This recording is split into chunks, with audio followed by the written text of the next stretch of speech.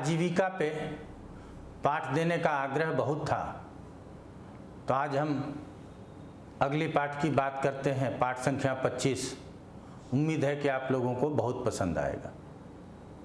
पाठ को क्रम से पढ़िए, लाभ अवश्य मिलेगा।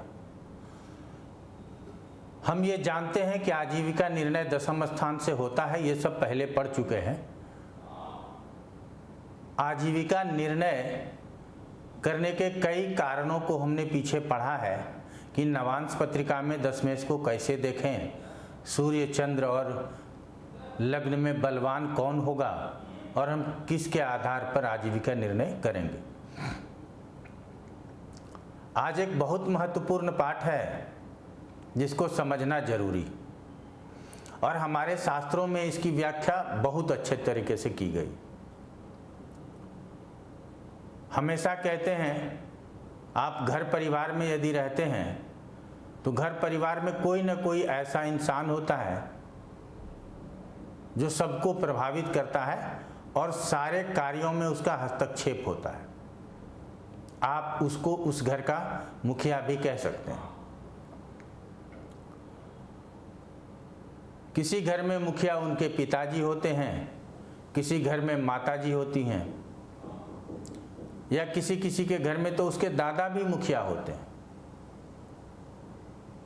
और वर्तमान समय में संतान जब योग्य हो जाता है तो वो भी घर में मुखिया का कार्य करता है। तो यहाँ जब 9 ग्रहों के विषय में हम लोग बात करते हैं तो मित्र है, शत्रु है, सम है, रिलेशंस डिफाइन करते हैं, पिता है, पुत्र है। लेकिन इन 9 ग्रहों में 7 ग्रहों का विशेष महत्व है, जिसको सूर्य आदि 7 ग्रह, सूर्य से शनि तक हम लोग जानते हैं। और अंडरस्टूड जो होता है वो राजा होता सूर्य, अर्थात पत्रिका मेष लगन की हो या मकर लगन की हो या मीन लगन की हो, राजा तो सूर्य को ही कहा गया।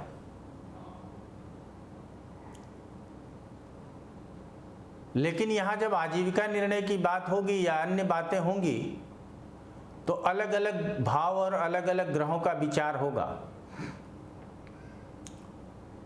लेकिन बलानुसार कोई न कोई ग्रह आपके पत्रिका में सबसे मजबूत होते हैं, और जो ग्रह आपके पत्रिका में सबसे बलवान होते हैं वो आपके हर क्षेत्र पर अपना प्रभाव रखते हैं। तो आज जो हम आपको बताने जा रहे हैं, पहला है बलवान ग्रह का प्रभाव। किसके ऊपर? आजीविका के ऊपर। जरूरी नहीं है कि वो दशमेश हो, जरूरी नहीं है कि दशम से दशम अर्थात सप्तम का स्वामी हो। वो अष्टम का भी स्वामी हो सकता है, द्वादश का भी स्वामी हो सकता है, छठे का भी स्वामी हो सकता है। यदि षड्बल के अनुसार वो सबसे बलवान है और प्लेसमेंट भी यदि उसका अच्छा हो, अर्थात स्थिति भी अच्छी हो, तो फिर वो आपके जीवन के सभी पहलुओं के ऊपर बहुत ज़्यादा प्रभाव करता है। इसको समझने के लिए 2 ही मार्ग हमने समझा और वही हम आपको बताएंगे। सबसे पहले है बलवान हो, और कैसे? कोई भी हो, सूर्य आदि कोई भी ग्रह हो, ये समझना है। राहु केतु को नहीं समझना है, भाव को नहीं समझना किस भाव का स्वामी है। और यहाँ कहते हैं स्थिति अच्छी हो, स्थिति अच्छी हो। अब यह अच्छी हो से क्या मतलब है? केंद्र त्रिकोण लाभ स्थान में हो, शुभ ग्रहों से दृष्ट हो, शुभ प्रभाव में हो। ऐसे स्थिति में यदि कोई ग्रह हो तो बिना कहे वो आपके करियर के निर्धारक हो जाए।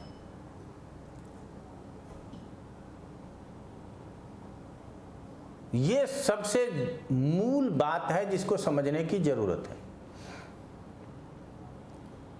आगे ये भी बताएंगे कि कौन ऐसे जातक होते हैं जो पैतृक व्यवसाय को स्वीकार करते हैं। तो कोई भी बलवान ग्रह होगा, अर्थात यहाँ पे बुध भी बलवान हो गया। ये तृतीयेश और षष्ठेश है। ये काल पुरुष की पत्रिका के हिसाब से हम एक पत्रिका लगा करके रखना चाहते हैं कि कुछ जरूरत हो तो हम आपको बता सकें। तो बुध भी बलवान हो जाए तो भी वही आपका करियर निर्धारक हो जाएगा, और ये तब और प्रबल हो जाएगा कब? दूसरा नंबर समझ लीजिए, बलवान ग्रह की दशा हो जाए। अब ये दशा कब हो? जब आपके करियर प्रारंभ करने का उम्र हो, उस समय जो पत्रिका में बलवान है और उसी की दशा आ गई, भूल जाइए कि आपने पढ़ा क्या, लिखा क्या। अब ये देखिए कि आप करेंगे क्या। बहुत सारे ऐसे डॉक्टर हैं जो प्रॉपर्टी का काम करते हैं, बहुत सारे ऐसे इंजीनियर हैं जो मैनेजमेंट संभाल रहे हैं। तो यहां ये बात समझना बहुत जरूरी है, ऐसा होता क्यों है। बहुत सारे ऐसे आईएएस हैं जो 5 साल 10 साल नौकरी किया और रिजाइन करके बड़ा व्यापार प्रारंभ कर लिए। इसका मूल कारण क्या होता है कि जो बलवान ग्रह है ना, वो आपके जीवन को प्रभावित करेगा। और आपका जीवन सबसे ज्यादा किस कार्य से प्रभावित होता है? कर्म क्षेत्र से प्रभावित होता है कि आप काम क्या करते हो, उसे के अनुकूल तो आपका जीवन होता है। अच्छा काम करते हो तो अच्छा जीवन प्राप्त होता है, और यदि मनोनुकूल काम करते हो तो प्रसन्नता अधिक होती है, तो इनकम भी अधिक होगा। और इसको समझने के लिए, बलवान ग्रह को समझने के लिए कोई दूसरा रूल नहीं लगाइए। षटबल में जाकर के देख लीजिए कि सबसे बलवान कौन है, और उस बलवान ग्रह की स्थिति यदि अच्छी हो जाए तो हम फिर कोई सलाह नहीं देते, यही सलाह देते हैं कि इसी प्रकार का रोजगार कीजिए, इसी प्रकार के कार्य को करिएगा तो आपको लाभ मिलेगा। हम हमेशा उदाहरण में बताते हैं, यदि हमको मंगल से संबंधित कार्य करने का पत्रिका से आदेश प्राप्त होता है या पत्रिका बताता है, और यदि दशा करियर प्रारंभ करने के समय मंगल की आ गई, तो भाग के कहाँ जाएंगे? वो अपनी ओर ही खींचेगा। दूसरा चीज है कि जो दूसरे नंबर पे बलवान है, ये तो पहले बलवान ग्रह की बात कर लिए, ये तो हमेशा प्रभावित करेगा। ये दशा हो या नहीं हो फिर भी प्रभावित कर सकता है। आज के युग में आप जानते हैं कि करियर का निर्धारण करना कितना मुश्किल कार्य होता होगा, क्योंकि कई प्रकार के करियर वर्तमान समय में देखे जाते हैं और सुने जाते हैं। ऐसे ऐसे एजुकेशन की बात आती है जिसको आपने कभी सुना भी नहीं होगा, और बच्चे कहते हैं कि हमको इस प्रकार की शिक्षा चाहिए। तब आप उसके बाद फिर करियर कैसा होगा, तो इसीलिए ध्यान से समझना चाहिए। अब ये बलवान ग्रह तो है लेकिन दशा उसकी नहीं है। अब यहाँ पे दूसरे नंबर पे क्या आ गया कि दशा किसकी आ गई? अब यहाँ पे यदि दशम स्थान में बैठे ग्रह दूसरे नंबर पे भी बलवान हो और उसकी दशा आ गई, तो अर्थात दूसरे नंबर के बलवान ग्रह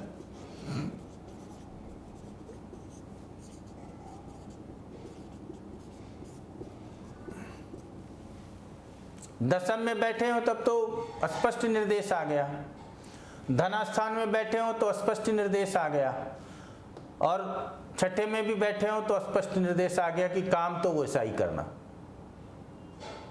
क्योंकि दशा इसकी आ गई। मान लीजिए गुरु आपका बहुत बलवान था लेकिन दशा नहीं, पढ़ाई लिखाई के समय में गुरु समाप्त हो गया, अब शनि की दशा आ गई और दूसरे नंबर पे वो बलवान है, तो जिसकी दशा आई कार्य उसके अनुकूल कर लेंगे। अब जब शनि की बात आ जाती है तो थोड़ा सा यहाँ विश्लेषण बढ़ा देते हैं। बाकी का तो करियर निर्धारक ग्रह कौन होगा, कैसे होगा, ये सब आप लोग जानते हैं। तो गुरु के बाद शनि की दशा आएगी तो यहाँ तो एक रूल और लग जाता है कि काल पुरुष के पत्रिका में दशम और एकादश का स्वामी होने के कारण ही तो कर्म के कारक ग्रह शनि को कहा गया है।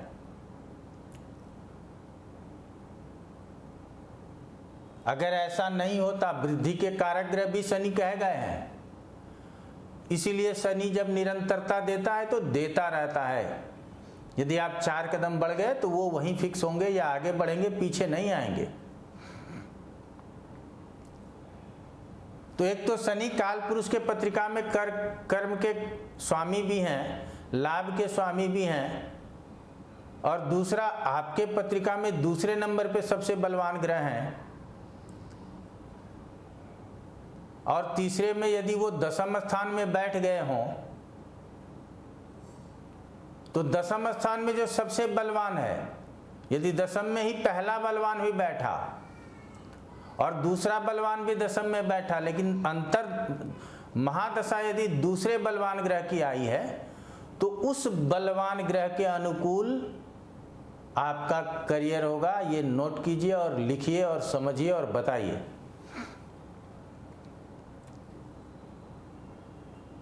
और हम हमेशा कहते हैं ये अभ्यास का चीज़ है, जितना अभ्यास करेंगे उतना आपको आता रहेगा। अभ्यास छोड़ देंगे, रिजल्ट मिलना बंद हो जाएगा। तो बलवान ग्रह किस तरह से महत्व रखता है, और दशा आ जाने पर तो वो हावी हो जाता है आपके ऊपर। बहुत लोगों को देखे होंगे बिल्कुल तंग चल रहा है, जीवन में कोई लाभ नहीं, बहुत परेशानियों में जीवन चल रहा, और अचानक से बलवान ग्रह की दशा आई और दिन दूनी रात चौगुनी तरक्की करना शुरू कर लिया। आस पड़ोस के लोग अचंभित हो जाते हैं। लेकिन हमको और आपको जिनको ज्योतिष पता है उनको अचंभे में जाने की जरूरत नहीं। इसीलिए हम आप लोगों को कहेंगे कि पाठ को यदि क्रम से आप पढ़ते रहते हैं तो आपका कोई भी चीज छूटेगा नहीं। और ऐसे परिस्थिति में हमने 2 परिस्थितियां बताई आपको। पहली परिस्थिति है कि बलवान ग्रह सूर्य आदि में से कोई भी, अर्थात राहु केतु को छोड़ के,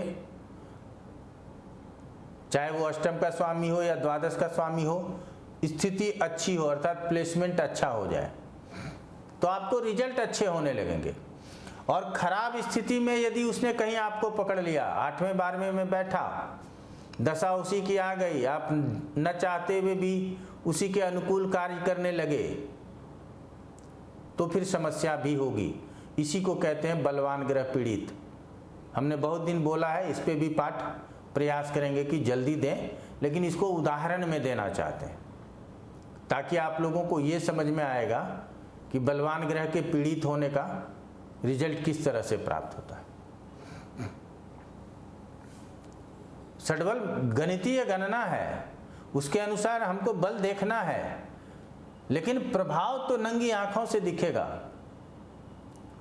तो बलवान होकर के पीड़ित हो जाए तो अपेक्षाएं बहुत होंगी लेकिन रिजल्ट नहीं मिलेगा। तो यहां यदि उसी की दशा हो गई, अगर बलवान ग्रह है उसी की दशा, तब आपने पढ़ा क्या लिखा क्या भूल जाइए, काम आपको उस ग्रह के अनुकूल करना है। अगर दशा दूसरे नंबर पे बलवान ग्रह जो पत्रिका में हो और वो यदि दशम, धन, छठे या दशमेश के साथ हो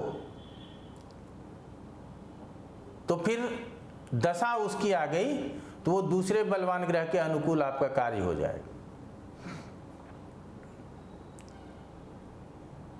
और शनि हमेशा आपके कार्य क्षेत्र को प्रभावित करता है, इसीलिए इसको हम लोग कहते हैं कि लग्न पत्रिका में भी शनि की स्थिति को देखिए, नवांश में भी शनि की स्थिति को देखिए, और D10 में तो जाकर के सीधा सीधा क्या कहते हैं, लग्न देखें, दशम देखें, शनि देखें और शनि से दशम देखें, रिजल्ट मिल जाता है।